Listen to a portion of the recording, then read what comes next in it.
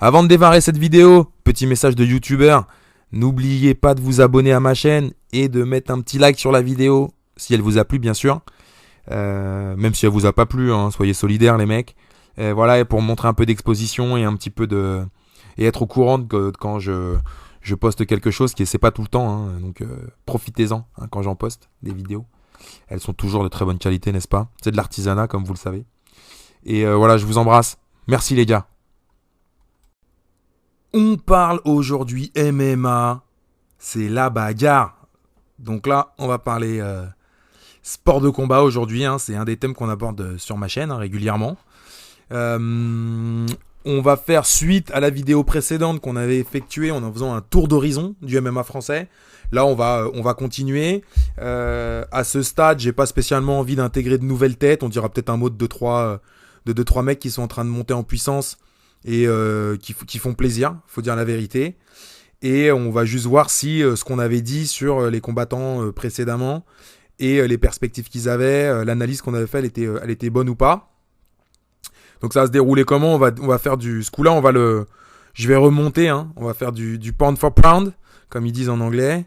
Donc on va remonter entre on va dire sur les grosses têtes du MMA, celles qui me paraissent plus ou moins bien cotées, et en remontant comme ça vers le numéro 1, toute catégorie confondue, du MMA français. Donc dans les profils, ce qu'on va faire, c'est qu'on va faire un petit rappel de ce qu'on avait dit la fois précédente. On va regarder les performances et on va analyser donc les performances de 2024, début 2025. Et puis on va se reprojeter par rapport à l'aune de ces performances, hein, de leur récente activité. On va se projeter un peu pour eux. Allez, on y va, c'est parti, bisous. On démarre, donc c'est pas un top 5, c'est un top 6, mais parce que j'en avais abordé comme ça 6 la fois d'avant. Donc on commence par notre ami Mansour Barnaoui, The Afro Samurai, 32 ans, 22-6. Qu'est-ce qu'on avait dit la fois précédente sur lui? Ce qu'on avait dit, c'est que bon, c'est quelqu'un qui est exceptionnellement technique, hein, notamment au sol. Je l'avais dit plusieurs fois, mais c'est quelqu'un qui m'a beaucoup impressionné au sol. Très très bon combattant, mental de guerrier. On l'avait laissé malheureusement sur une double défaite. Une première fois contre Brent Primus en mai 2023 et une fois juste après sur J.J. Wilson en septembre 2023. Et ce qu'on avait retenu, c'était un peu la dimension physique.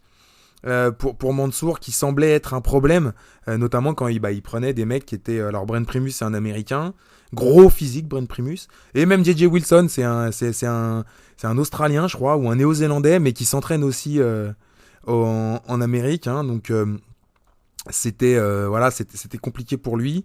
On avait vu le troisième round, tout ça. Donc qu'est-ce qu'il nous a fait en 2024 Mansour déjà, il nous a fait une victoire au Bellator Paris contre Yusuke Yachi, sur un premier round. Donc ça j'y étais moi, parce que j'avais des copains à moi qui combattaient, hein, Yves Landu et Greg Baben pour pas les nommer. Si jamais un jour ils tombent sur cette vidéo au hasard, je leur fais un immense big up évidemment. Donc j'y étais moi à ce Bellator, et Mansour il l'a mangé tout cru, le Yusuke Yachi là. Il l'a bouffé tout cru, très bien. Il n'y avait rien à dire, il l'a éclaté. Donc voilà, alors Claude Bois, c'est quand même un mec pas facile, hein, 34 ans, 27-15. Donc des défaites, mais aussi pas mal de victoires. Donc une espèce de un mec bien connu du Rizin. Donc bon niveau quand même. Après voilà, le voyage, tout, c'est vrai. Mais bon voilà, Mansour il a fait son taf, il l'a mangé tout cru, parfait. Et ensuite il a rencontré Alfie Davis en novembre 2024. Donc ça malheureusement, j'ai pas pu voir le combat. Il gagne sur une soumission, un étranglement arrière au troisième round, en fin de combat. L'autre pareil, pas facile, hein, Alfie Davis, un anglais là, 17-5, 32 ans, hein, donc bien franchement, au résultat comme ça. Ce qu'on peut dire, c'est qu'on avait noté hein, qu'il avait peut-être besoin un peu de changer d'environnement. Je rappelle la comparaison qu'on avait faite la fois précédente entre l'environnement de travail de Brent Primus, hein, quand ils avaient passé sur le Bellator, là, quand ils avaient passé les profils de chaque combattant, tu voyais derrière où est-ce qu'il s'entraînait Brent Primus et où est-ce qu'il s'entraînait Mansour, et tu voyais quand même un vrai écart. Je sais, parce qu'il est avec mon pote Yves Landu, que Mansour il a déménagé en Thaïlande pour s'entraîner. Donc il est là-bas. Pour un mec de son âge, je pense que c'est un bon choix. Je crois qu'il avait aussi des problèmes personnels, mais bon, moi je le connais pas personnellement, mais il me semble avoir entendu ça, hein, qu'il avait fait les news un peu. Mais pour l'environnement de travail, c'est une bonne chose. Même si le niveau à Paris est très élevé et c'est très pratique parce qu'on peut croiser plein de gens, c'est vrai que c'est aussi très contraignant, les temps de transport, la fatigue accumulée, le stress qu'on a quand on est dans une grande ville. Et là, il est parti là-bas, donc je me rappelle plus le nom du club, là, faudrait que je demande à Yves. Mais ce qui est certain, c'est que ses conditions de travail et d'entraînement se sont améliorées. Et là, alors j'ai pas vu contre Alphonso Davies, mais contre Yusuke Yashi, j'ai revu un très beau Mansour, motivé, excellent, à tout point de vue. Et donc voilà, il a que 32 ans, hein, là je vous mets son Sherdog sous les yeux, c'est un mec qui est jeune, hein, mine de rien, qui va rentrer dans ses meilleures années. Et donc là, je pense que d'avoir changé cet environnement, là, en Thaïlande, ce qui est bien aussi, c'est que il y a des gens qui passent faire des camps. Donc en termes de niveau de sparring, c'est aussi intéressant parce qu'il va rencontrer plein de gens, alors un peu plus international qu'à Paris, mais peut-être le niveau, peut-être pas forcément au même niveau exactement, peut-être un peu plus, un peu moins, je sais pas. Mais en tout cas, un très bon environnement de travail et surtout beaucoup plus de tranquillité pour travailler. Donc on espère que voilà, là je pense que ça a déjà, il a affiché un autre visage, je pense que ça va porter ses fruits et on lui souhaite le meilleur. Alors quelle perspective pour lui? Là je pense que au PFL il doit continuer de monter, de gagner. Voilà, ils viennent de racheter, le Bellator vient de se faire racheter par le PFL. Donc lui il faut qu'il continue de travailler correctement. C'est un mec qui aura s'il continue comme ça, il aura à un moment donné un combat pour le titre, c'est sûr. Et donc c'est ce qu'on lui souhaite pour l'année qui vient, là, pour 2025. Encore une ou deux belles victoires cette année. On va dire 2 belles victoires cette année pour que 2026 soit l'année on va dire de la consécration. Le numéro 5 de ce classement, c'est Cédric Doumbé, the best. 32 ans lui aussi, un record en MMA de 6-1.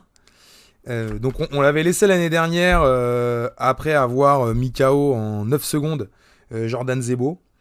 On avait expliqué, hein, lui il a un pied-point hors du commun, avec beaucoup de KO, hein, une expérience donc très forte aussi parce que c'était c'est quelqu'un qui a disputé des ceintures mondiales plusieurs fois dans sa carrière. Donc les gros événements, les gros combats, c'est quelque chose qu'il connaît bien, forcément très dur au mal. On l'avait étiqueté meilleur espoir l'année dernière, même si en réalité c'est pas vraiment notre meilleur espoir, hein, mais c'est quelqu'un de confirmé qui est un transfuge du pied-point vers le MMA, mais on l'avait mis meilleur espoir de ceinture. On avait quelques points d'interrogation sur son niveau de sol, son niveau de lutte, et comment il allait réagir face à quelqu'un qui allait jouer cette carte-là et qui aurait soi-disant un meilleur niveau que lui. Donc entre-temps, il a fait 2 combats, on les voit là, il a affronté Shamsudinov en mai 2024. Là on va faire une aparté, mais c'est un combat qui était un peu du n'importe quoi. Le premier renseignement, c'est qu'on nous avait on a pu voir un peu le niveau de Cédric en lutte, en défense d'amener au sol. Au moins on a la certitude, il est bien formé. Il a une solide défense d'amener au sol. C'est quelqu'un qui cherche à se relever rapidement quand il est amené au sol. Voilà, bon. Baki, c'était un combattant qui a pas du tout le niveau de Cédric. Donc il a gagné par, je dirais, par interjection incroyable, un truc un peu bizarre, mais il est pas au même niveau. Lui, il a joué sa carte, il a tenu son truc et à la fin, ça lui a permis de remporter une victoire. Mais c'est voilà ce qu'on a pu voir, c'est surtout que Cédric, il a pu défendre correctement contre quelqu'un qui était censé être meilleur que lui en lutte, censé être meilleur que lui au sol. Donc déjà, ça c'est rassurant pour la suite de sa carrière. Le seul petit bémol, notamment sur ce combat-là, c'est le game plan, parce que il se fait amener au sol au premier round sur un low kick jambe arrière que Baki accepte de prendre et ramasse. Et on avait vu qu'il l'avait même dit, Baki, ouais, je fais tout le temps ça dans mes combats. Il l'a dit après. Donc là par contre, quand même, j'espère que du côté de l'équipe Doumbé, ils vont quand même se poser les bonnes questions, hein, sur les prochaines échéances. Il a eu un deuxième combat donc contre Jalil Lewis, ça j'y étais aussi puisque c'était le Bellator Paris. Et là, moi, il m'a fait vraiment très bonne impression. Donc il met KO Lewis premier round à la 3e minute sur le schéma que j'avais décrit la fois d'avant, c'est-à-dire que Cédric, c'est un mec qui peut se permettre d'avoir des échanges de coups. Il a le KO power dans les mains. Voilà, il a ce truc-là. il peut te mettre dans le ZEF. Et d'ailleurs, le Willis, là, qui est pas un mauvais combattant, qui est même un combattant confirmé, hein, je pense, et qui est un Américain, donc qui est physiquement déjà très, très, très solide, c'est sûr, pour la grande majorité. Et lui, c'était le cas. Voilà, 16-7, 32 ans lui aussi. Donc un mec balèze, et qui a posé des problèmes, qui a pas posé beaucoup de problèmes, hein, à Doumbé. Et Doumbé lui a mis 2 patates, il était dans le gaz, et donc ça l'a mis dans le ZEF, quoi, tout simplement, et il a gagné le combat là-dessus. Alors maintenant pour Cédric, je pense qu'il y a 2 choses. On avait dit attention à ce côté showman là, qui lui a coûté une victoire contre Baki. Parce que dans l'organisation, il faut qu'il fasse attention. Ok, c'est une tête d'affiche. Ok, il est là pour faire le show. Ok, il sait bien le faire. Ok, c'est super et tout. À un moment donné, attention à pas dépasser les bornes. Ça lui a coûté cher contre Baki. Hein. Ce qui lui a coûté la victoire contre Baki, c'est qu'il a parlé 2 fois à l'arbitre alors qu'il n'aurait jamais dû lui parler 2 fois. Voilà, une fois, on te dit tu combats, vas-y, t'attends. Il a qu'à courir lui aussi autour de la cage. En attendant, il était en train de gagner le combat. Donc ça, attention à ça. Et puis, il reste quand même un vrai point d'interrogation sur son mental quand il va affronter des mecs qui vont le tenir au sol et qui vont le frapper. On pensait en voir un peu avec Baki. On a pu voir que Doumbé, il a un bon niveau, une bonne défense de lutte. Donc voilà. Maintenant, quand il va tomber sur des mecs vraiment chauds comme ça, on verra ce qu'il a dans le ventre. Donc ce point d'interrogation-là est toujours là, il n'est pas levé. Et puis pour les perspectives, on espère qu'il va combattre cette année pareil, hein, un peu comme pour Mansour, 2 fois, en espérant que ça lui permette d'engranger des victoires et de se rapprocher d'un combat pour la ceinture, sachant qu'en moins de 77 au PFL, je sais plus qui c'est là, je crois que c'est le Jamaïcain qui a la ceinture encore. C'est un mec qui est clairement à la portée de Cédric. Hein, il peut largement l'éteindre. Donc ça reste notre meilleur espoir de ceinture quasiment. C'est plus le seul maintenant, on en parlera tout à l'heure. Mais voilà, il se positionne bien et je pense qu'il est sur une phase de progression, donc c'est très encourageant, et donc on lui souhaite des belles victoires cette année pour pareil une année de la consécration en 2026. Le numéro 4 de ce classement, c'est notre ami Saladin Parnasse. Hein, quoi, Saladin, il est 4ème? Bah ouais les mecs, Saladin il est 4ème. Pourquoi il est 4ème? Tout simplement parce que on dit toujours la même chose. Saladin, c'est quelqu'un qui a un physique hors du commun, ça c'est clair, qui a une équipe de coach de très haut niveau. Donc ça c'est un point fort pour lui. C'est quelqu'un qui est motivé, qui est volontaire. Voilà. Il a que 27 ans, il est déjà à 22. C'est palmarès exceptionnel. Beaucoup de qualité, beaucoup de qualité, c'est clair.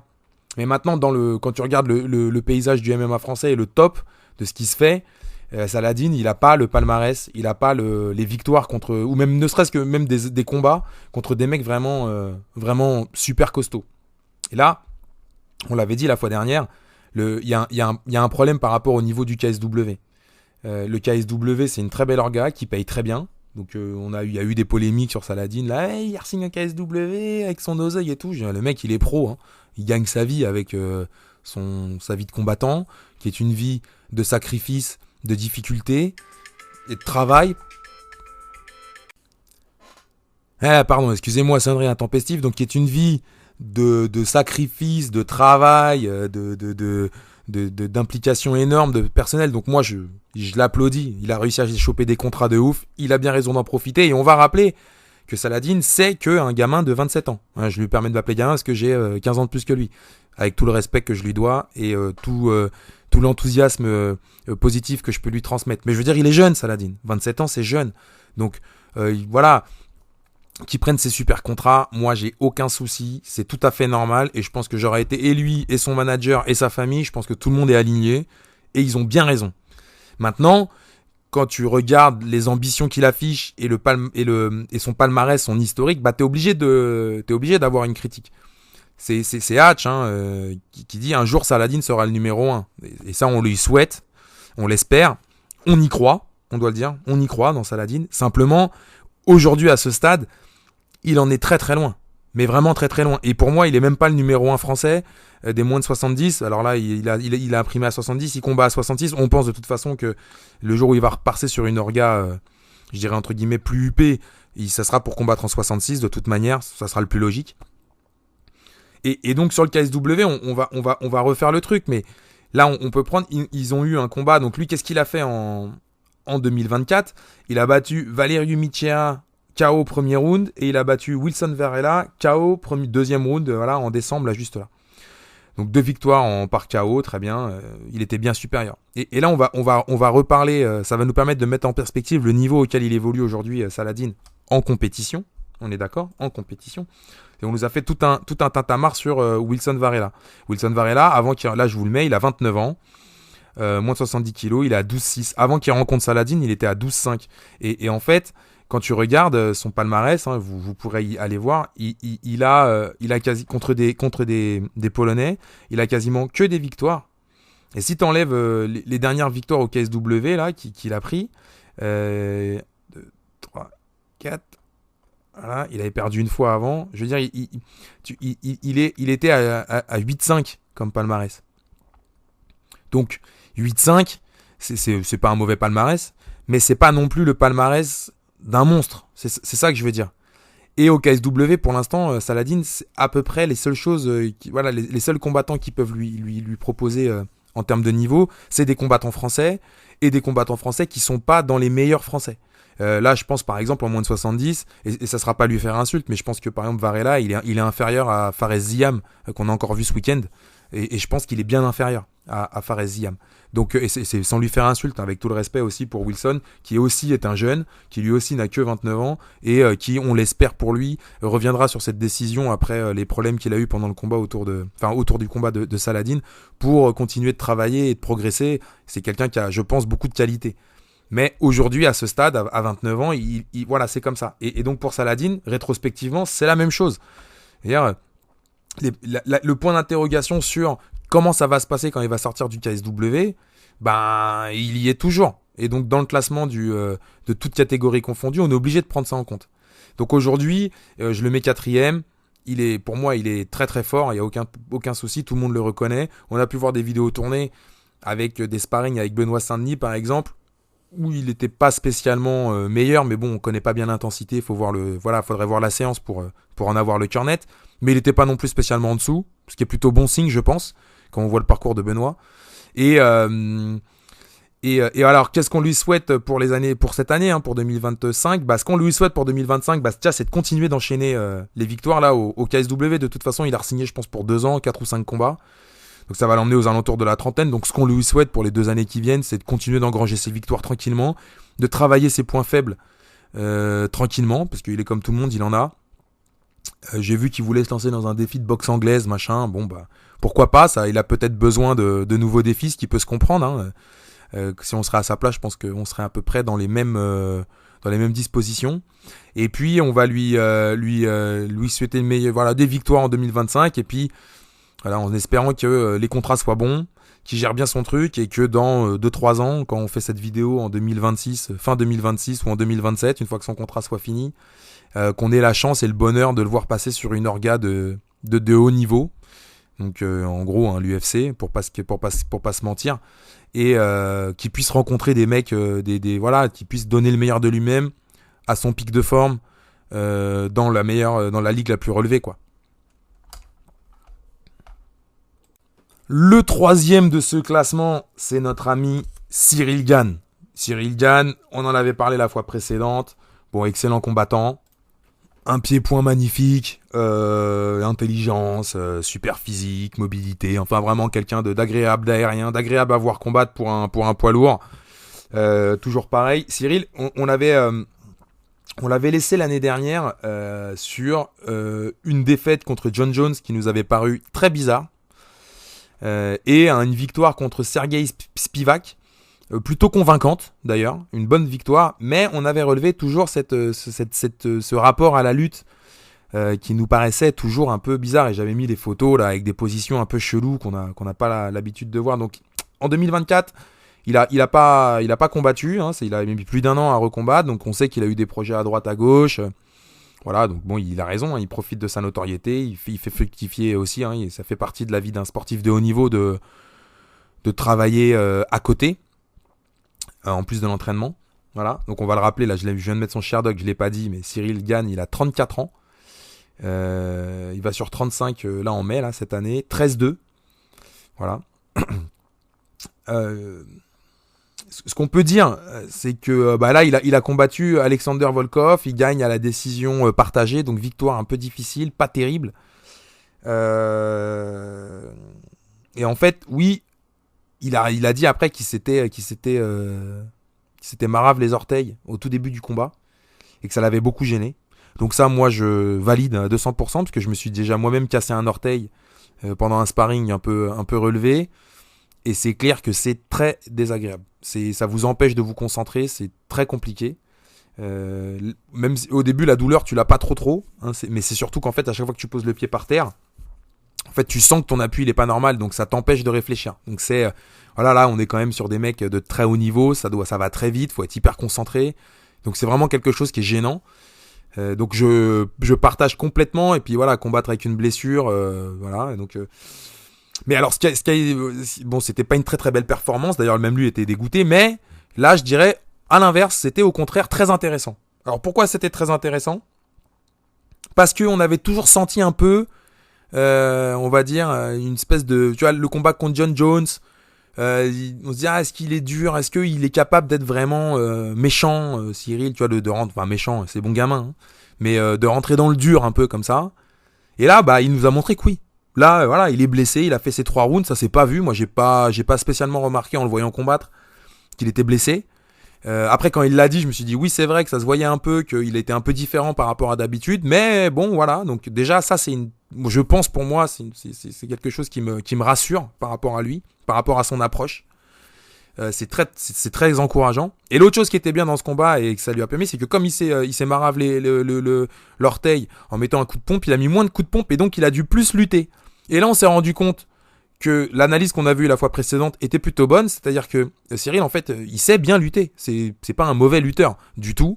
Ça se voit que ça travaille correctement, très très bien, et que c'était plutôt une espèce d'appréhension qu'il avait. Et là, il a été dos au mur, et donc il a été obligé d'y aller. Et donc ça, déjà, bravo, parce que il s'est pas effondré ni rien. Et en plus, il l'a plutôt bien fait.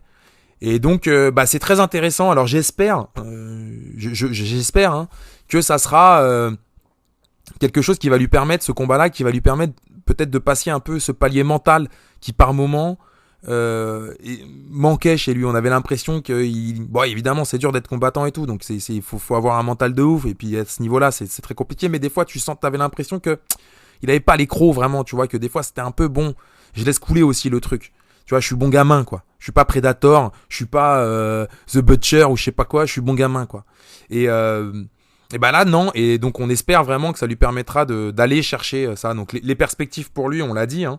Déjà, c'est ça, c'est de travailler là-dessus et de continuer. Il avait eu cette réaction bizarre avec Thomas Spinal.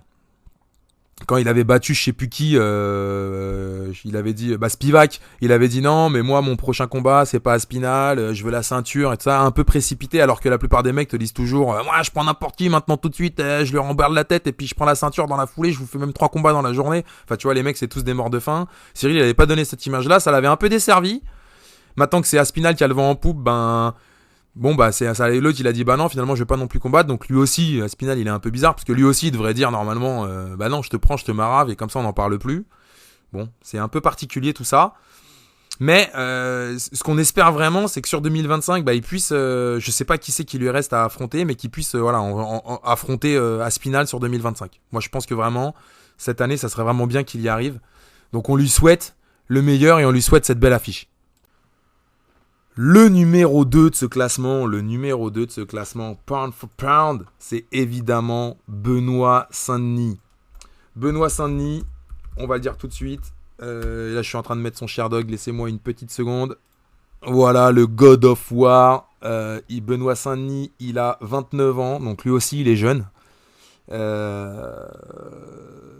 vient de les avoir d'ailleurs, donc 13-3.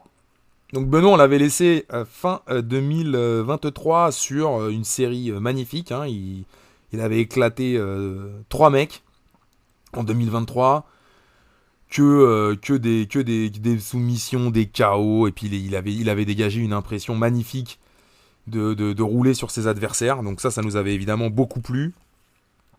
Ce qu'on avait dit sur lui, c'est qu'il avait son mental hors du commun et qu'il avait un super staff.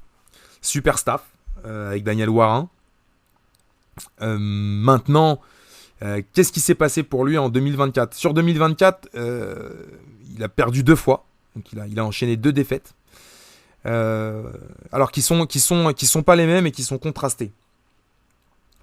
On avait parlé dans les points de vigilance pour Benoît de son rapport avec le mental. C'est-à-dire que effectivement, il a un mental hors du commun. Il a c'est sûrement peut-être le mec le plus dur de sa KT à l'UFC. Et je pèse mes mots quand je dis ça. Maintenant, les mecs comme on avait dit, les mecs du top 10, du top 15, ils seront peut-être légèrement inférieurs à Benoît, mais c'est des barres de fer, les mecs, ils sont comme lui. Ils sont en métal. Et donc, tu les feras pas plier là-dessus. C'est pas avec ton mental, c'est pas parce que t'es un rouleau compresseur que tu vas réussir à les faire plier. Je disais, je voyais pas des mecs comme McGregor ou Makhachev se faire plier à cause de ça. Et on a eu le combat avec Dustin Poirier. Donc Dustin Poirier, on va rappeler, c'est un mec qui lui est un peu plus vieux, puisqu'il doit avoir, il a eu 36 ans juste là, donc il a 7 ans de plus que Benoît quand même, il y a 7 ans d'écart, 39, The Diamond. Et lui, c'est un mec qui a clairement le niveau de la ceinture à l'UFC. Il n'a pas réussi à l'avoir dans sa carrière pour X raisons, il est passé à côté plusieurs fois, mais c'est un mec qui est très bien classé, qui est très fort, hyper complet, qui sait tout faire, préparation américaine, à l'American Top Team, blablabla, tout ce que tu veux, bref, une machine.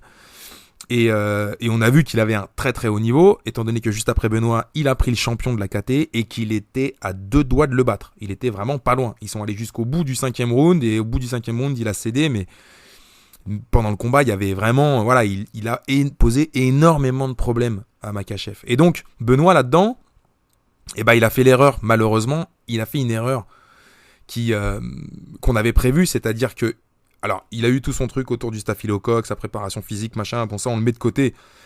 C'est hors de la cage. On ne sait pas exactement ce qui s'est passé. On n'aura pas d'avis. Moi, je crois en sa bonne foi. Quand il a dit qu'il était un peu diminué, moi, je le crois. On n'a pas de raison de ne pas le croire. Benoît, je vois pas pourquoi il m'étonnerait là-dessus. Mais bon, c'est comme ça. C'est son problème, entre guillemets. C'est sa prépa. Ce qu'on peut dire, par contre, c'est que face à Dustin, face à Poirier, il a gagné le premier round de manière assez unanime et assez clair. Il lui a bien marave la tête à Poirier. Et dans le deuxième round, ce qui est vraiment dommage, c'est que il arrive à prendre une position dominante à un moment donné. Il arrive même à être en monte. Et là, il fait cette erreur de vouloir aller au bout, de vouloir briser Poirier. Et on avait dit, attention Benoît, à un moment donné, face à des mecs super forts, il faudra que tu prépares un peu plus, que ça monte, quitte des fois à aller à la décision, déjà pour commencer, quitte à jouer ça, quitte à viser une décision, et aussi des fois, voilà, c'est pas forcément tout de suite, ça va venir, mais il faut prendre son temps. Les mecs en face de toi, c'est aussi des barres de fer comme toi. Et bon, voilà, il va à la rupture, et puis il se fait mettre KO, au deuxième round, au milieu du deuxième round. Et bon, on était déçus pour lui, mais il y avait des bonnes choses à retirer de ce combat. Notamment son premier round face à Dustin Poirier, parce que mettre la raclée qu'il lui a mis sur le premier round, le dominer comme il a dominé, c'est pareil. C'est pas un truc, je veux dire, c'est pas facile. Tu fais pas ça comme ça. L'autre, c'est pas un danseur de claquettes. Donc il y a des bonnes choses. Et puis il y a eu le combat contre Renato Carneiro. Entre-temps, on avait mis comme point fort chez lui son staff, Daniel Warin en particulier, à Benoît. Entre-temps, il s'est séparé de Daniel Warin, il a pris une autre courbe, et là, il est allé à Bayonne, il est resté s'entraîner à Bayonne. Et puis contre Moïcano, qu'est-ce qu'on a vu ? On a vu, malheureusement, il n'était pas très bien préparé, son game plan, il n'était pas bon, je sais même pas s'il en avait un, il a envoyé son kick super fort, l'autre il l'attendait, donc il l'a accueilli là-dessus, il se fait emmener au sol, l'autre il a un niveau de sol très très bon, même si ça s'est pas vu contre Makhachev dernièrement, mais il a quand même un niveau de sol très très bon. Et Benoît là c'est pareil, même erreur que contre Poirier, au lieu d'essayer de sortir, de prendre son temps, d'essayer de construire sa sortie, de le faire intelligemment et tout, non, il a voulu y aller fort, il a voulu y aller vite, il a voulu se dire ok, je vais passer parce que je suis le plus costaud et je suis le plus balèze. Il a mis la gomme. Et au final, il a pris beaucoup de ground and pound, il a pris des coups qu'il aurait pu éviter de prendre et qui étaient inutiles, et il s'est cramé, et il se fait arrêter à la fin de la deuxième reprise parce que malheureusement il a gonflé, il voit plus rien. Et là, c'est un mauvais signal qui est envoyé, c'est évident. Maintenant, pour parler de son staff, il est allé dans le même staff que le mec que Imamov, là, Nicolas Haute. Donc, et j'ai vu l'épisode sur l'annonce. Alors, il y a deux choses qui m'ont réjoui. La première, c'est déjà, il se remet avec un mec qui a quand même un bon niveau de coach, hein, je pense. Hein, tout le monde en dit beaucoup de bien. Donc, moi, je le connais pas bien.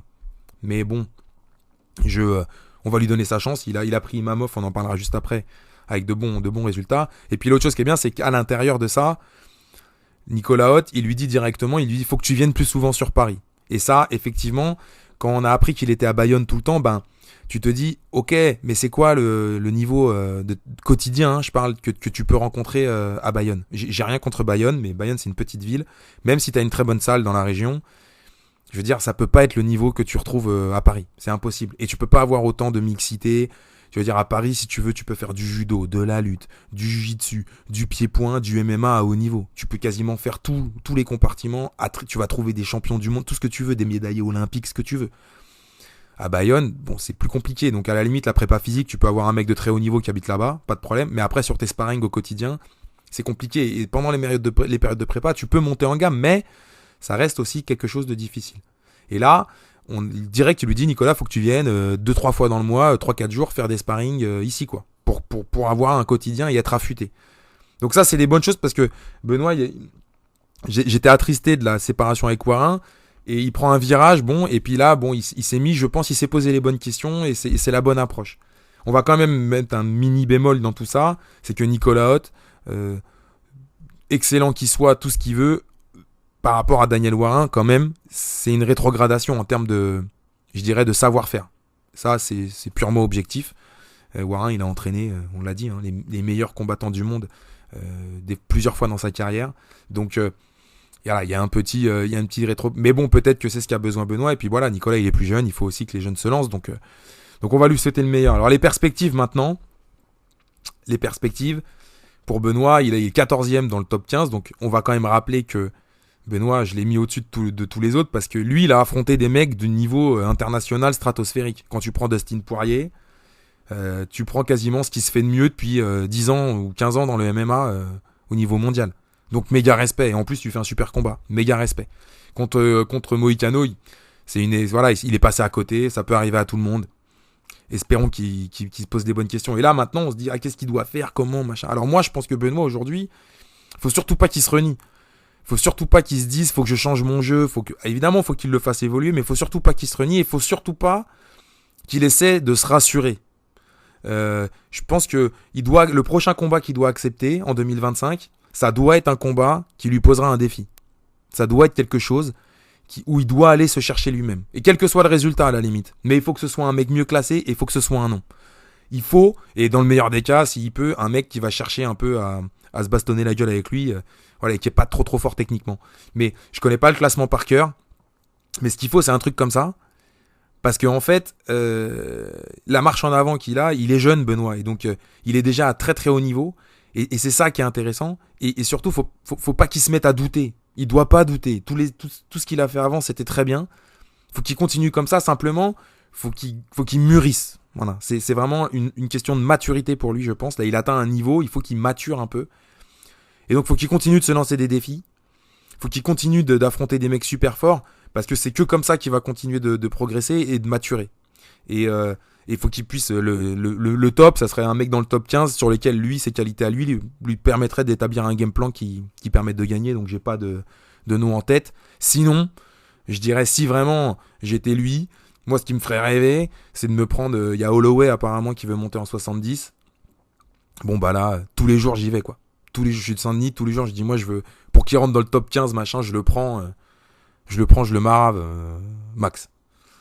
Voilà. Parce que Max, il fait rêver, et que Benoît, il fait rêver, donc ça, c'est un combat qui me ferait rêver. Voilà. Donc, c'est ce qu'on lui souhaite pour 2025, et le meilleur, évidemment. Et le dernier, le numéro 1 de ce classement, toutes catégories confondues, c'est évidemment Nassourdine Imamov. Nassourdine Imamov, le sniper. Alors, il a pareil, un Nassourdine, c'est un mec qui est jeune. Je vais vous mettre son truc là, pardon, je suis en train de chercher en même temps que je parle. Hein, voilà, 29 ans. Il va sur ses 30 ans là, donc il est un poil plus vieux que Benoît. 16-4. Il vient de combattre à cette semaine, ce week-end. Hein. Il a battu Israël Adesanya. Alors, Nassourdine, on l'avait laissé en 2023. Ça posait un peu question, sa carrière. Il venait de faire un no contest contre Chris Curtis, si ma mémoire est bonne. Je pense pas qu'il avait déjà affronté Dolidze. Peut-être que s'il avait affronté, il avait dû affronter juste Dolidze, je pense, en début 2024, quand j'ai posté la vidéo. Ce qu'on avait dit sur lui, c'était assez simple. C'était que, bon, évidemment, déjà parcours magnifique, hein, très très haut niveau, Nassourdine. Voilà. Moi, c'est pas un combattant que j'aime voir combattre. Son style ne me plaît pas plus que ça. Mais c'est quelqu'un qui a un parcours magnifique et qui est excellent. Donc ça, évidemment, ça se respecte à 1000%. On avait mis 2 points, je me rappelle, d'interrogation. Donc là, il a battu Roman Dolidze à la décision. Il a mis KO Jared Cannonier, pas facile. Il a battu à la décision Brendan Allen, pas facile. Et puis là, il a réussi à mettre KO Israël Adesanya, très difficile. Cela dit, on va dire 2 choses. Donc on va dire qu'aujourd'hui, pourquoi il est numéro 1 de ce classement, toutes catégories confondues, tout simplement parce que c'est lui qui est le plus proche d'un combat pour la ceinture à l'UFC aujourd'hui. Il est même passé devant Cyril Gane, il est passé devant Benoît, il est passé devant tout le monde. Là, il va toucher cette année normalement. On parlera des perspectives juste après, mais là, voilà, là il est tout en haut du classement, je pense. Il y a un Duplessis Strickland 2 qui va arriver et qui va déterminer en gros, et lui c'est pour lui le prochain c'est pour lui. On avait mis 2-3 réserves.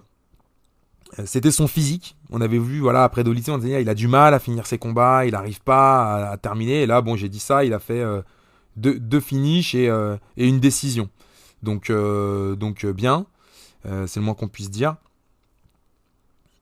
Et on avait mis un peu la qualité aussi de son encadrement. Donc moi, je connais pas personnellement Fernand Lopez ni la MMA Factory, mais il en est parti en fin 2023, début 2024.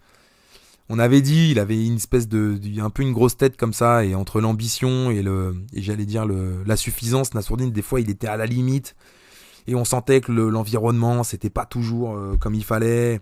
Techniquement peut-être, donc il s'est remis en cause là-dessus, il a changé d'équipe, il a mis quelqu'un autour de lui, il a mis une équipe qui tourne autour de lui, donc Nicolas Hoth encore une fois, donc celui qui vient chez qui Benoît Saint-Denis vient d'aller, et on peut dire que effectivement le résultat pour l'instant il est positif, ça c'est clair et net, il travaille bien, on sent qu'il y a eu un niveau qui est de préparation qui est monté, et peut-être plus de qualité aussi technique, c'est pas pour médire sur Fernand Lopez, je le connais pas personnellement, mais de ce qu'on entend et de ce qu'on a pu voir, c'est pas forcément le coach le plus fin que tu puisses trouver sur le circuit. Et là, t'es quand même à des niveaux où il faut être vraiment très très bon.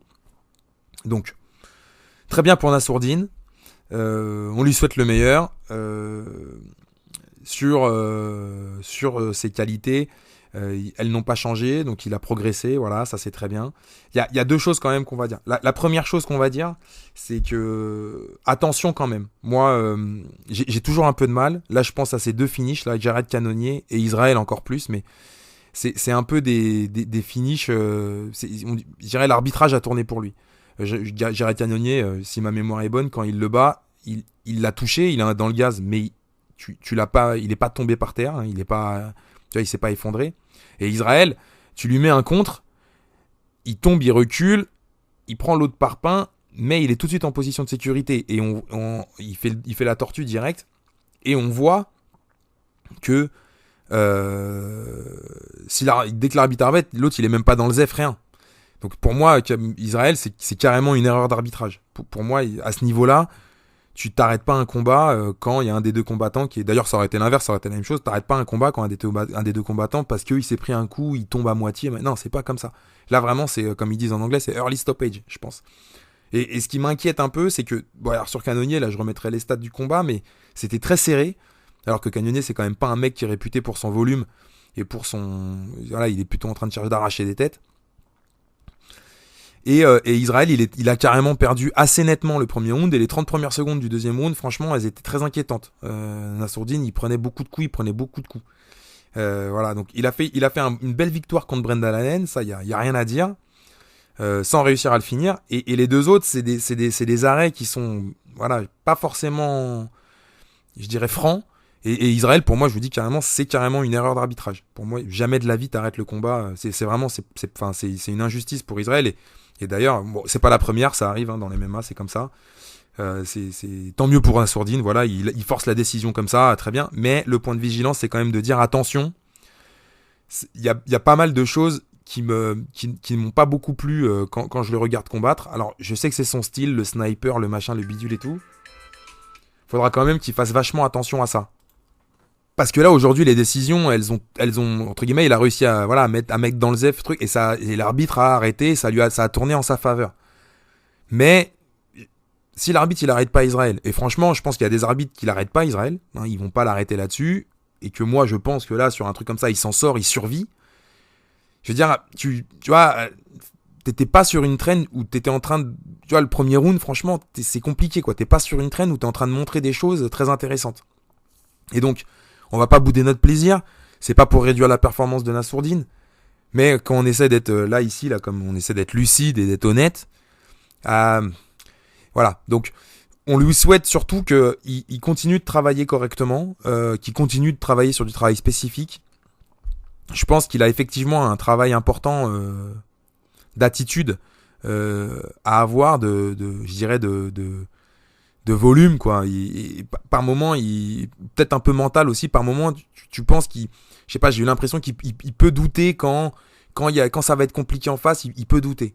Voilà. Donc là, contre Israël, c'est l'impression que ça m'a fait. Quand j'ai vu le début du deuxième round, franchement, je me suis inquiété. Je me suis dit merde, il va se faire, il va s'en prendre plein la gueule. Il va pas voir le jour, quoi. Donc après, bon, il a cette espèce de crochet heureux. Et il suit bien, il est dedans, et ça, voilà, bravo, super. Mais quand même, donc petit point de vigilance pour lui. Et pour 2025, les perspectives, je pense que là, sur le deuxième partie de l'année, c'est évident, il aura un combat pour la ceinture. Cette semaine, il y a Strickland Duplessis, le 2. Donc voilà, et évidemment, on espère une victoire de Strickland pour faire un petit match retour. Étant donné qu'entre eux, il y a un contentieux, machin, on va espérer voir ça. Et ça fera plaisir, c'est une belle affiche, je trouve. Et puis Strickland, moi, c'est un combattant que j'adore. Donc, on peut que attendre cette espèce de petit match retour. Ça fera plaisir à tout le monde. Et puis voilà. Voilà, merci beaucoup. On espère que ça vous a plu, ce tour d'horizon des grosses têtes du MMA. Donc j'ai gardé les mêmes que l'année dernière, que pour la première vidéo que j'avais faite sur ce sujet. On aurait pu en rentrer d'autres. J'ai hésité à rentrer Kevin Jousset, par exemple. Je vais mettre son Sherdog là. Fares Ziam, j'aime beaucoup Fares Ziam. Très très très très très impressionnant là, le combat qu'il a fait à l'UFC là cette semaine. Franchement magnifique. On aurait pu parler même de certains anciens là qui continuent de performer, je pense à mes potos Yves Landu et Greg Baben là on aurait pu faire un petit point sur la carrière d'anciens. Mais non, voilà, on a gardé ça, donc pour l'instant ça continue. Je pense que ce qui est vachement encourageant quand on regarde le paysage là que je viens de dresser, c'est qu'on a quand même plusieurs mecs, la plupart qui ont moins de 30 ans. Donc c'est jeune pour des combattants, faut pas l'oublier. Et que donc ça nous laisse encore beaucoup de belles années devant nous avec des mecs à haut niveau. Et que je disais les Nassourdine, Benoît, Saladin, c'est des gens qui ont même pas 30 ans, et Doumbé ou Gann, c'est les mecs qui sont sur le début de la trentaine, quoi. Ils ont Gann, elle est un peu moins, Gann il a 34, il va sur 35, mais Doumbé il a 32, quoi. C'est jeune. Et je sais plus de qui l'autre j'ai parlé qui a aussi 32. Enfin bref, je veux dire, on est sur des gens qui sont jeunes. Mansour, voilà, Mansour il a que 32 aussi. Donc sur ces combattants-là, on est vers les meilleures années pour eux. Donc on leur souhaite surtout de bien travailler, bien se préparer, bien travailler. Et puis continuer de faire des belles perfs pour cette année 2025. On a eu une belle année 2024. Voilà, il y a eu quelques désillusions pour certains d'entre eux, mais pour le meilleur, on leur souhaite, on l'espère. Et la plupart, ils ont su rebondir quand ils avaient fait des années 2023 pas terribles ou difficiles. Ils ont su rebondir, donc il n'y a pas de raison que ça coince. Et puis pour les autres, on espère que ça ira à des combats pour la ceinture assez rapidement, avec The Sniper en tête. Merci à vous, je vous embrasse fort et à bientôt.